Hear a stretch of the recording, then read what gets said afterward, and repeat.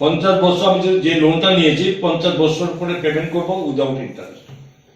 এমন কিছু লোন আছে যে লোন দিয়েছে শুধুমাত্র আমাদের 50 বছরে আমরা ইন্টারেস্ট পাই করবো, কিন্তু এগুলোর সরকার সুযোগ দিয়েছে এবং এগুলোতে আমরা সেইখানে লোন নিয়ে তখন চালানোর জন্য প্রায় প্রায় এখানে আরো 8,000 আশপাশ 7,000 সামথিং আমরা লোন ওই সময় যুক্ত করেছি, যেটা 10 বছর পরে তার যেটা লোন মানে রিপেমেন্ট করতে হবে, ইন্টারেস্ট দিতে হবে। বিভিন্ন স্কিমে আছে, মার্কেট লোন ইত্যাদি বিভিন্ন লোন বলছে, সেগুলোতে আমরা 10 বছর পরে আমরা ইন্টারেস্ট এবং প্রিন্সিপাল অ্যামাউন্ট আমরা শোধ করতে হবে। যেমন ওইখানে 13,000 এগেন্স্ট আমরা 1,500 crores ফর ইন্টারেস্ট, 1,000 crores মানে আমরা রিপেমেন্ট করছি।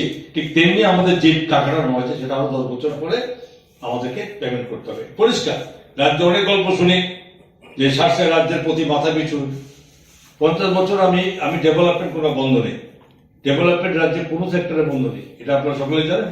কিন্তু আমাদের যেটা নিয়েছি তার জন্য আমাদের ডেভেলপমেন্ট চলছে, আর ওই লোনের এগেন্স্টে আমাদের কোনো ইন্টারেস্টও দিতে হবে না।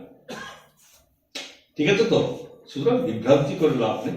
সরকার অর্থনৈতিক দিক দিয়ে ছোট্ট রাজ্য, আমাদের নিজস্ব রিসোর্স খুব কম, মানে ইনকাম আমাদের কম, তারপরেও প্রধানমন্ত্রীজির দেওয়া এবং সেন্ট্রাল গভর্নমেন্টের যে সুযোগ বা সহযোগিতা আমাদের স্টেট গভর্নমেন্টকে করে, তার যে মাননীয় মুখ্যমন্ত্রী এটা 100 মাধ্যমে এগুলো আমরা চালু রেখেছি। এটা আমাদের কোনো অভাব নেই, আমাদের কোনো সমস্যা নেই, এবং তার জন্য আমাদের ডেভেলপমেন্ট কোথাও পিছিয়ে নেই। আপনাদের কাছে ছোট্ট করে একটা কথা বলে যাই যে ইনফ্রাস্ট্রাকচার, আমাদের পার্মানেন্ট ইনফ্রাস্ট্রাকচার আমরা ইনফ্রাস্ট্রাকচার করেছি এবং এত সুন্দরভাবে আমরা করেছি, যেখানে 177 crores শুধু আমাদেরকে অ্যাডিশনাল আমাদেরকে সেন্ট্রাল গভর্নমেন্ট দিয়েছে, এটা নিয়ম আছে।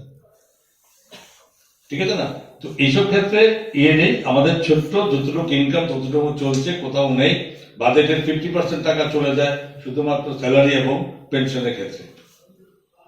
ঠিক আছে, বাকি টাকা এই ডেভেলপমেন্ট। সুতরাং এটার কোনো ভাবনা নেই, আমরা এমন কিছু নেই। যদি as per norms of reserve bank যদি আমরা ধরি, তাহলে আমরা আরো অনেক বেশি টাকা লোন নিতে পারি, এটা আমাদের ইচ্ছা নয়, এটা রিজার্ভ ব্যাংকের ইচ্ছাতে সেটা দিতে হয়, যে এটা রেশু থাকে যে এই ক্ষেত্রে আমরা নিতে পারি, কিন্তু আমরা সেটা অ্যাচিভ করে নেব। বিগত মানে এগুলো চলছে, বিভিন্ন রকম স্কিম আছে, ইএফপি ফান্ড, এক্সট্রা মানে এডেড ফান্ডের জন্য, তারপর নাবার্ডের মাধ্যমে, এই সমস্ত কিছু ওয়ার্ল্ড ব্যাংকের মাধ্যমে এই ধরনের লোনগুলো আমাদের নিতে হয়, তাহলে আমাদের ডেভেলপমেন্ট করবে। সুতরাং যেটা প্রশ্ন করেছেন যে কত টাকা ঋণ, এই ভাবনা রাখবেন না যে ঋণ আপনারা ঋণ নিতে হয়, এটা গভর্নমেন্ট অফ ইন্ডিয়া ফিনান্সের এগুলো থাকে এবং এর মধ্যে চলছে।